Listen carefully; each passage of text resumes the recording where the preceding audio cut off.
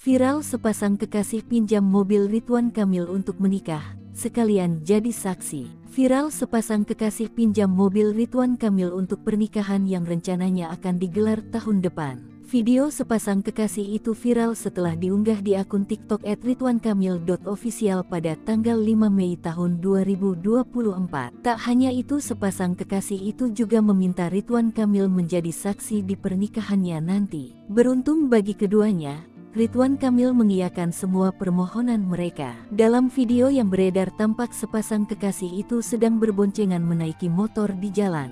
Hingga akhirnya mereka tak sengaja bertemu dengan Ridwan Kamil. Mengawali obrolan dengan mengucap salam dan tanya kabar, wanita itu kemudian meminta Ridwan Kamil menjadi saksi jika mereka menikah.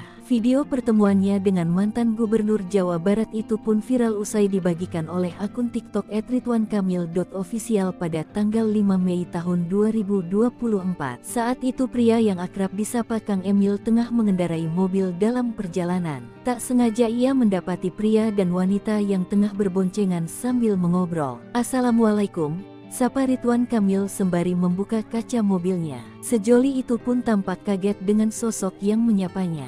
Bapak, sehat Pak?" tanya si wanita sambil tersenyum. Wanita berkerudung itu pun mengobrol dengan Ridwan Kamil. "Dia cowok kamu?" tanya Ridwan Kamil. "Alasannya apa?" tambahnya. Si wanita tampak malu-malu saat ditanya hal tersebut oleh Ridwan Kamil. "Pasti karena pintar dan baik, betul?"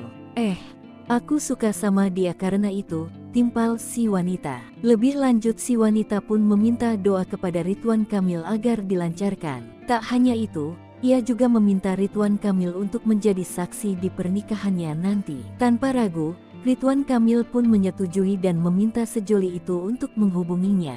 Namun aksi lucu tak sampai di situ, si wanita juga meminta untuk meminjam mobil saat pernikahan nanti.